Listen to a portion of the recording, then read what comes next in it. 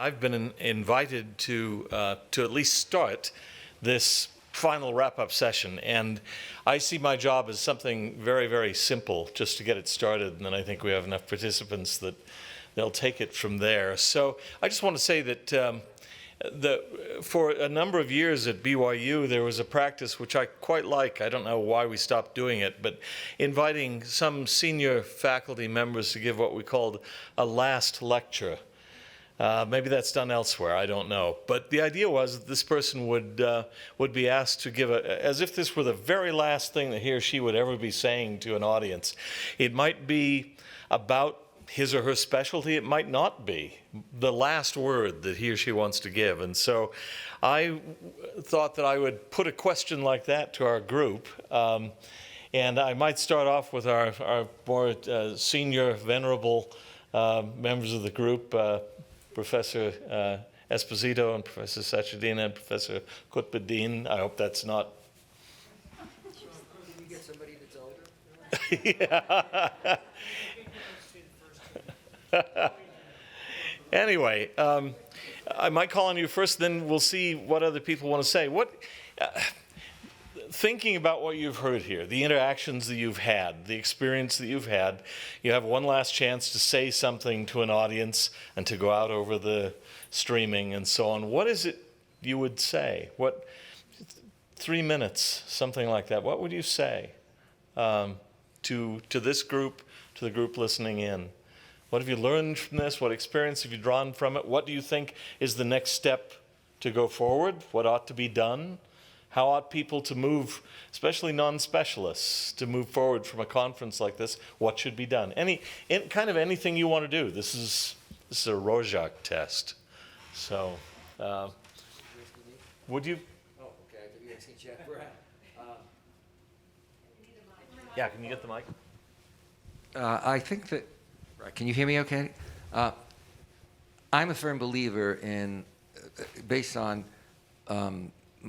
a lot of experience, that if you really have a good program, then the challenge is to have a follow-up to it.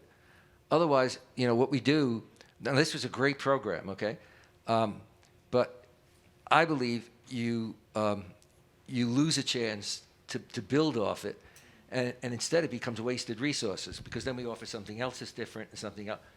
And I think that the way it has to be done is within your own university context. Now, I didn't have a chance. I spoke here years ago, before you were born. And I would say that I was amazed at how many people here on the faculty do Islamic studies or are interested in it, et cetera. So you got that. Then you have your students.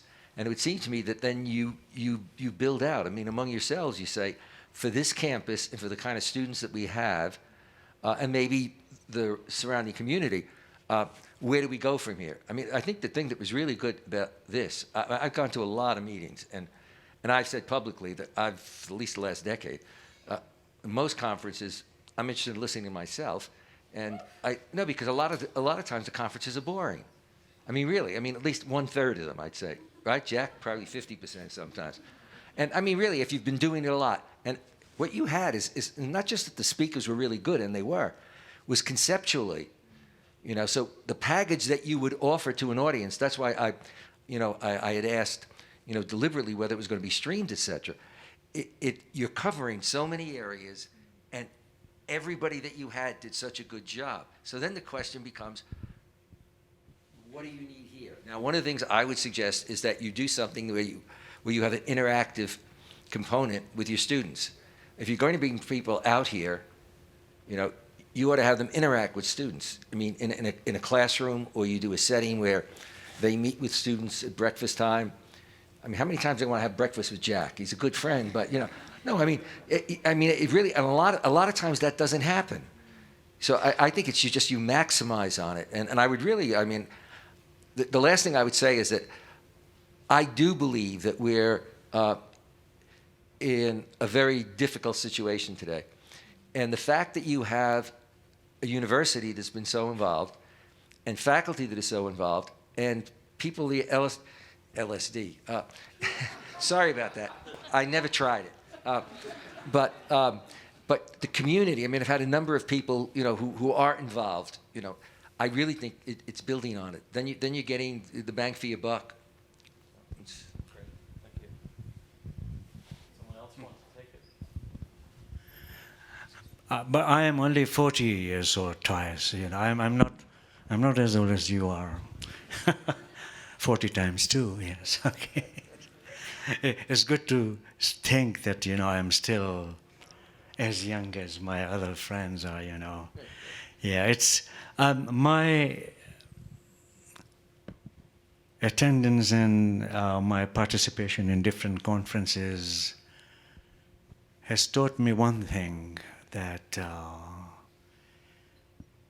I need to be extremely humble to listen and to offer any kind of remarks, but it's not always possible to do that. I'm driven by my emotions, than my intellect when it comes to religion. Maybe the subject matter is like that. That you always think that you've been brought up in this culture, in this tradition all this time. How can you be indifferent? How can you not be so emotionally connected with it?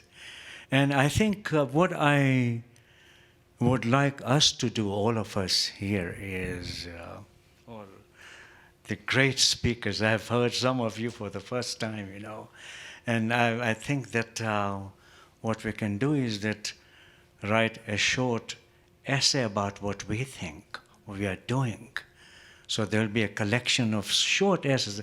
I know we don't like to write long articles, but short essays of living our own mark. Because I don't know if I'll be alive next year. I have no idea, I'm a heart patient, all of a sudden things go wrong and you're gone.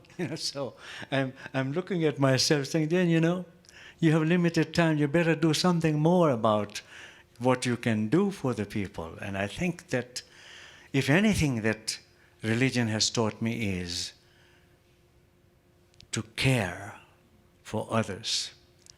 And I remember I just want to share this, that there was a student in my front row in my classical Islam class, and he came to me after my lecture. I want to see you, Professor. As you know that I have office hours on Mondays from 3 to 5. But I want to see you. And there was already an upheaval, and the dean had already told us that you don't get involved with the students. I said, well, I don't know, what does it mean? You don't get involved with the students. Students, they're like our own sons and daughters. That's how I see them, like my own children. And I tried again that student. Reynolds was his name. I don't know the rest. But after 3 attempts, the week that had followed I heard he had committed suicide. And I told myself, what kind of a teacher you are? He was like a son to you. You should have listened to him. So what if the dean says that? Dean is trying to protect his own, territory as an administrator. But you are a teacher. You are working with your student. And if you don't have that compassion, where are you going to stand? Vis-a-vis the day on which God will ask, I gave you all that knowledge, Aziz. I gave you all the position that you needed. What did you do with it? You failed a student? That's the challenge that we all have. And can we write this in short essays for our students to read from us? Then this is how we went through the transformation. We need to develop that. And I think this conference teaches me, in this environment of a Mormon church and the way they interact with us, the way they take care of us, I think it tells me that something more needs to be done than just leaving the voices and the recordings. Thank you very much.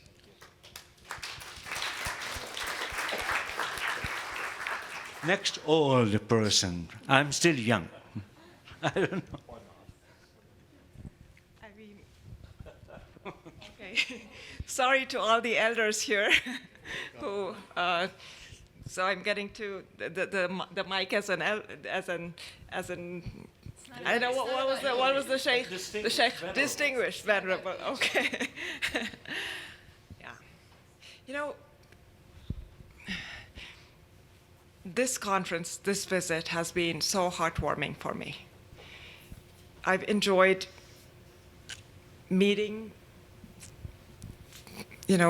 old friends, making new friends, hearing really keen minds, and not just, for me, being a good scholar is not just about knowing stuff.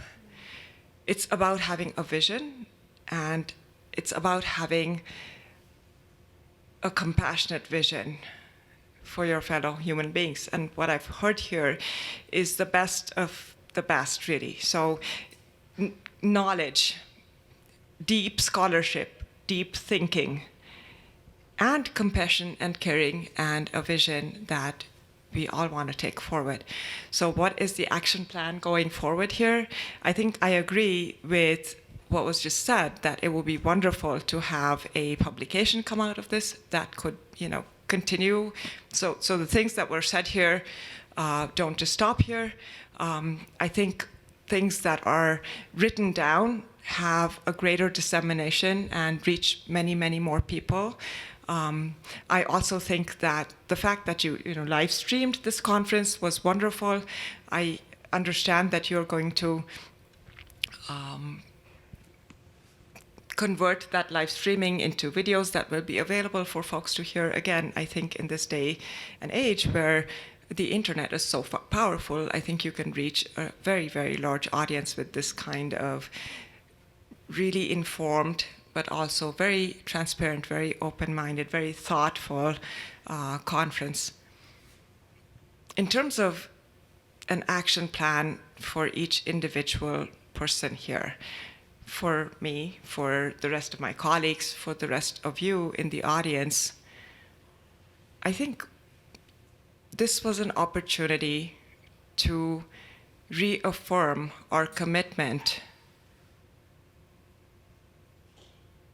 to participating, to being proactive, to caring about justice for all, love for all. I think love begets love, and if we reach out with a message of compassion and humanity and love, that people are more likely to respond in the same way. There is sadly a lot of hatred in this world, but I think that what we have done here is not a small thing. As I was just talking with someone in the audience a few minutes ago, a half an hour ago, who said, well, it's sad that we seem to take, as a world, 2 steps forward and then 3 steps back. And, I repeat what I said to her, which is that I think, yes, it is very sad, and it is heartbreaking often to learn about things that happen, and you think, why? Why? What's the reason for someone to bomb a mosque or to go in there and, shoot at worshippers at a synagogue or a church? Why? Yes, so it is sad. But what we achieve is not wiped out. It's not washed out by those acts of hatred. What we have done here is important, and we should be happy that we have done it. We should carry it in our hearts, like, yes, we have achieved this very big thing. I think the fact that we're all sitting together here, talking about these things in an open, caring, warm environment is really a very big achievement, and we should all be proud of ourselves for being speakers, being listeners, being hosts. We have accomplished something big here. And I want to thank everyone who, for the hosts, my colleagues, all of the audience members. I'm going to carry this conference with me in my life, and it will be a moment that I will cherish and think about for a long, long time. Thank you.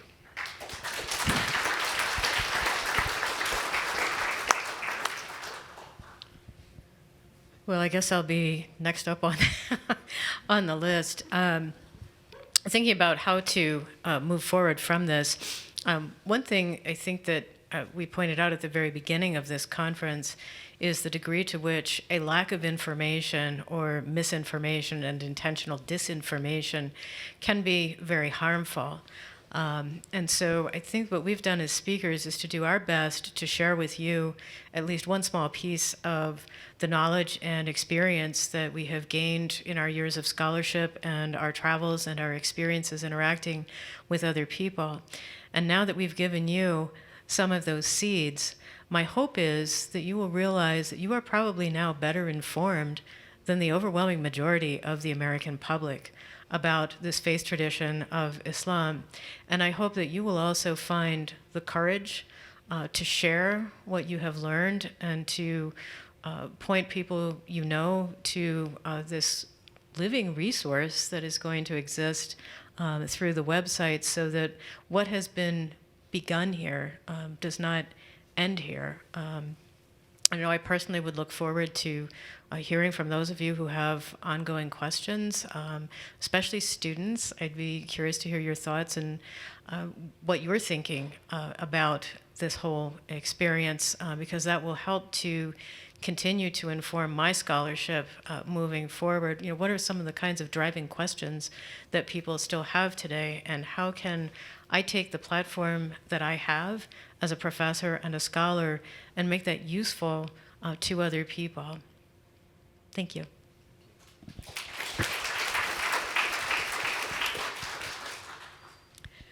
Well, it just seems like progressively we have very little new statements or insights to add to already the wonderful observations we've heard.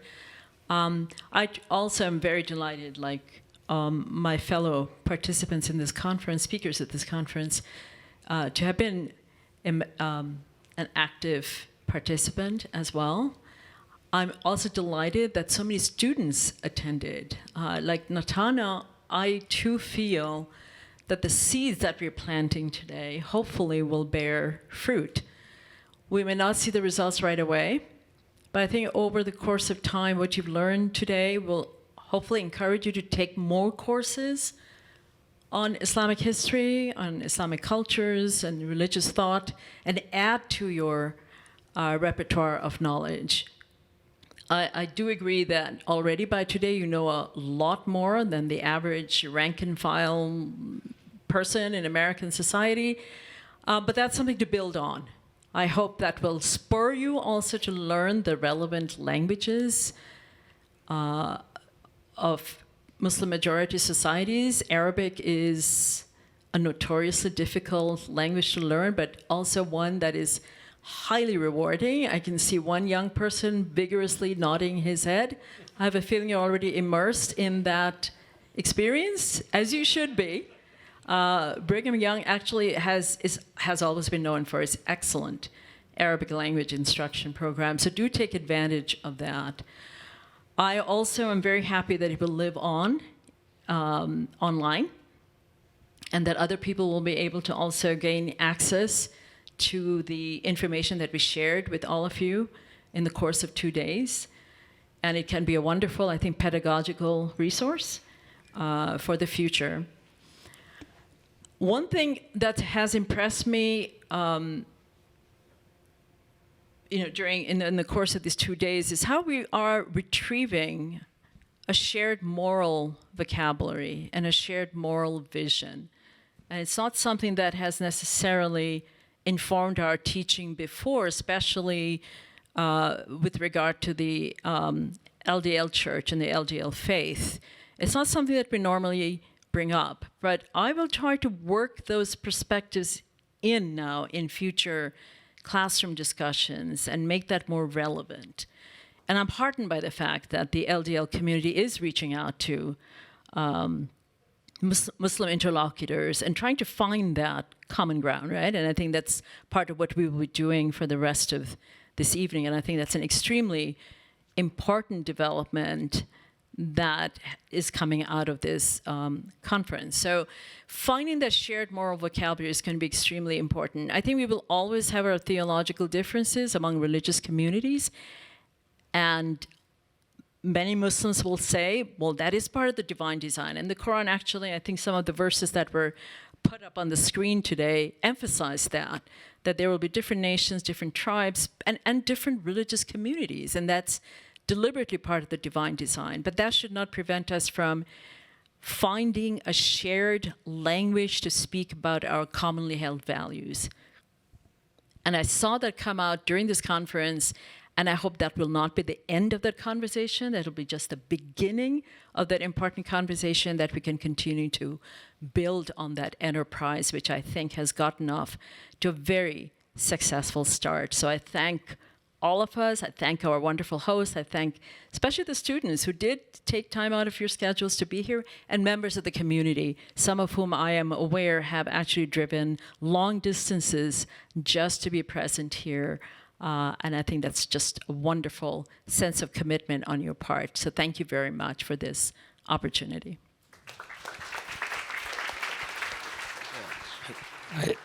Jack, I think I'm older than you. I think I'm older than Asfa. No, you are I think not. I am. No. Aren't you like 25? Yeah, I'm 25. Go ahead, Jack. I mean, I just want to say, first of all, that I think 20 years of mentorship from John Esposito finally culminated, because last night I told my wife, I said, I'm the kind of guy I'd love to hang out with. And I meant it totally unironically. I said, he's really rubbed off on me. So, I don't know. I think for me, the moments that, and this is not kind of to disparage any of the other talks at all. I thought they were all excellent. But two moments really stuck with me. One was Shadi talking about kind of feeling darkness. I think for me, it was just a feeling the darkness of tyranny, the darkness of when the state sort of takes over everything and kind of crushes expression and crushes your freedom to be who you are as a religious person. And then the Asfa's presentation on kind of the way that the U.S. legal system does and doesn't at various times kind of recognize and help people to live their own kind of religious lives in intersection with each other and with the community and with the state. And it reminds me of something Dr. Jackson, Sherman Jackson, has said a lot. He didn't say it in I think in his presentation at this conference, but he said it a lot, which is the need for more moral pluralism and more legal pluralism, right? And if you think about one of the, I think the byproducts of really strong political, cultural polarization like we have in our country and it's happening in a lot of countries now, is that sometimes that means that kind of at the level of values and law, it becomes seen as a zero-sum game, right? That and if you combine the power of the modern state and a kind of monopolistic or totalistic view of how society should function, it really becomes it's a real question about whether communities that are minorities or even large majorities in country, or sort of large pluralities or a majority in a country that has different moral views than other people, if they're really going to be allowed to continue to live like that. I mean, and I don't want to speak for the other people up here, but I'll say for myself that the first thing that I thought about when I was thinking of saying something at the end of this was, that I won't advocate things that violate my religion. I don't want my children I don't want to tell my children things that violate my religion. And I don't want a society where I'm forced to do that, and I don't know what to do, but I'll leave and go, I don't know where. I mean, I'm not sure where, but I have a feeling that's something that I really, in conversations when I was here before, that there's like there need to be voices in this country that call for like a system that is going to really allow communities to flourish and to accommodate their values and not kind of force one size fits all view of the world on the entire population.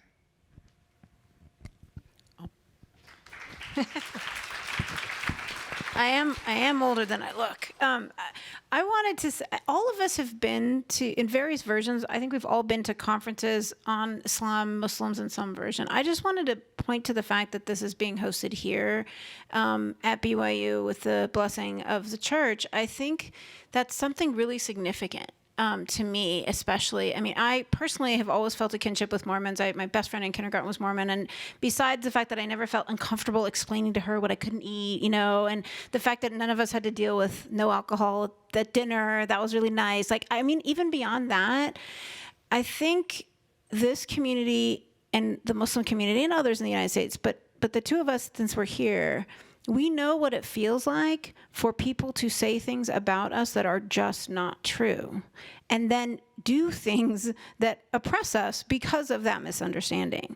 And so I'm really glad that this is the context for this conversation, and I'm glad that it's the first. It seems like, should have happened a long time ago, and now that we've seen this, that I think we see the value of that. And the other thing of that is that a community that has experienced that, I think, understands that when you engage with another community, you need to engage with the actual voices from that community, not use your own filter of what you think is important about that community.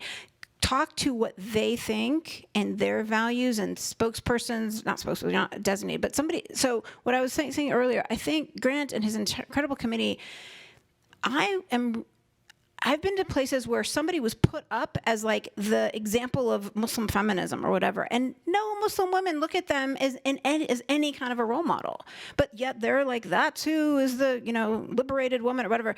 This did not happen here. My sense of the people who were invited here, really authentic, respected within the Muslim community and outside, as you're getting the real story, you're getting real perspectives, you're getting real academic, educated views, but also it's authentic.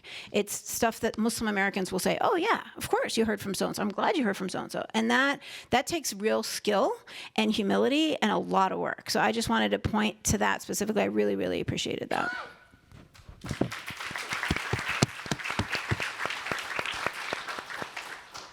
Okay, if this is on, I just want to say thank you so much to BYU, to Dr. Grant Underwood, to his wonderful wife, Cherie, who made me feel so taken care of. I hope I don't get emotional. And the people who picked me up, I had been in a car accident 6 weeks before the conference and thought a lot about my mortality after that car accident. I was in the hospital for 3 nights and, had some fractures, but just the warmth and compassion I felt in this conference has really moved me.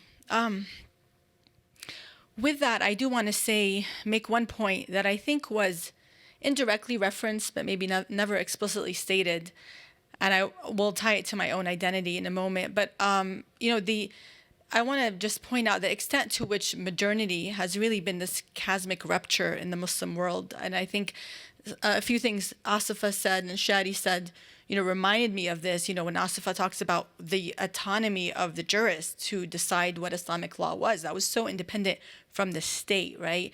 And I think Shadi spoke a little bit about the state and the fact that the creation of the modern nation state as a locus of power, the marginalization of the ulama, the kind of dismantling of traditional structures of religious authority, the forging of new identities, national identities based on this idea of citizenship, the codification of fiqh, of what Asifa described as Islamic law, which diminished the pluralism that's inherent in Islamic law. All of these things have created a new reality for Muslims in the Muslim world that did not exist over 100 years ago.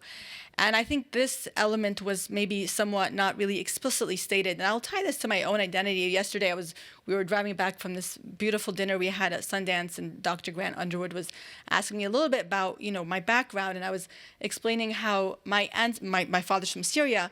But before that, my ancestors came from Algeria. And in 1837, there was an exodus of Algerians with Abdel Qadir al-Jazairi, the emir of, my ancestors, I'm proud to say, were part of that resistance, that Algerian successful, I will say, a successful 15-year resistance to French occupation until, the emir willingly surrenders. And so my ancestors, what did they do? They just migrated. They didn't need any visas or applications. They just left to Damascus. And they were known as sort of the Algerian community in Syria. And they were very well integrated in Syrian society. If you look up Syrian history in the last 100 years, you will see names of these people who came. They were scholars, they were linguists. In fact, there's a school I found out named after my great-grandfather who wasn't, originally an Algerian, but that wasn't an issue in Damascus. And so my mother's family, on the other hand, from Jailan in Iraq to move to Nablus, Palestine,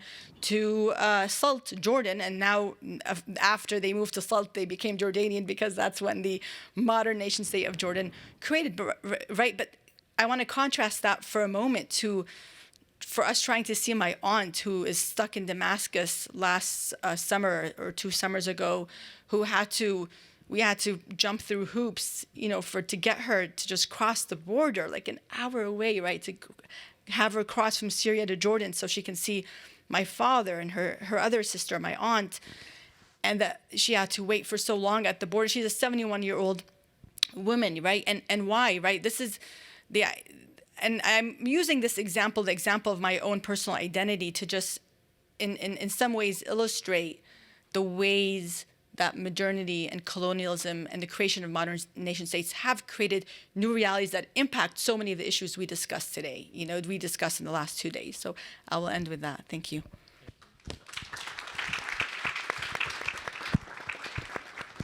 Yeah, okay. So I would maybe go one step further than Professor Esposito and say that at least 2/3 of conferences are either boring or pointless, or perhaps both simultaneously. And this, well, this one was not, and this was a very refreshing conference, and very happy that I could be a part of it. So what you saw here was like an actual good, very good, useful conference, and there was one interesting thing that I'll just mention, because I think more conferences should do this, is where you have the interlocutors afterwards on the side. And I remember thinking to myself, especially a couple of times yesterday, I wanted it to keep on going. I was very curious to unspool a couple of those conversations. I think some of you probably felt that way too. And I could have just listened to some of these folks for quite some time. So that's something to perhaps other conferences and perhaps here at BYU. And I think Professor Underwood really emphasized this idea that each of us was going to be an interlocutor for another panel. The other thing I would say is just in listening to all the sessions, and again, Professor Underwood emphasized that it would be better for us to stay for all the other sessions. Usually when I go to a conference, I just try to escape. So, but I was happy that I was able to be at all the other sessions here. And it just strikes me, it's always good to be reminded, Islam is a complicated religion. Even for those of us who grew up in the faith and study it or parts of it as part of our careers and our academic study, it is not the easiest. This is my view. Others might disagree. I mean, we grew up, people would say, oh, Islam is such a simple, easy religion. I don't actually think it is a simple, easy religion. And that's just a neutral statement. Simplicity isn't always a good thing. There are similarities, and we have talked about similarities between LDS and Islam. And there are obviously broader similarities between Islam and Christianity and Judaism in various ways, but I think it's also worth noting that there are significant differences as well, and we shouldn't shy from talking about those differences. And part of what it means to live in a pluralistic society is not to see difference as something to be avoided or to be papered over. The whole point of pluralism, what gives America its strength, is that there are different communities, different religions, different approaches to the good life, to our conceptions of God, and so on.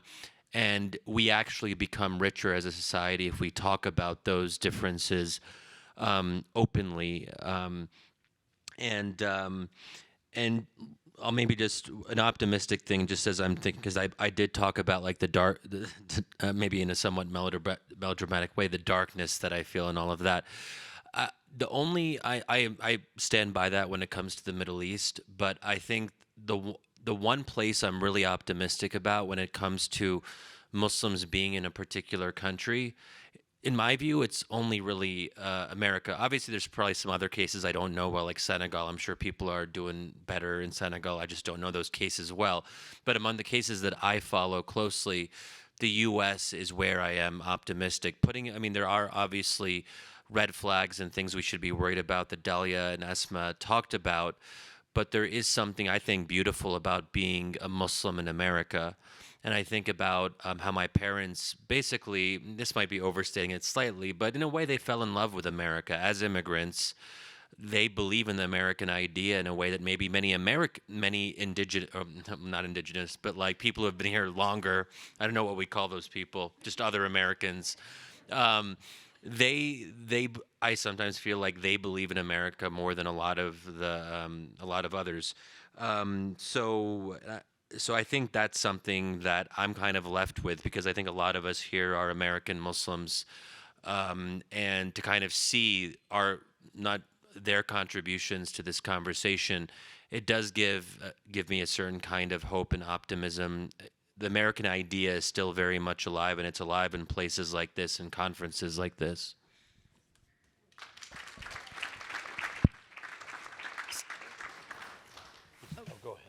I was going to say, you saved the youngest for last. However, I'm older than the last three speakers. Even you, Jack. As hard as it is to believe. Just three really quick points.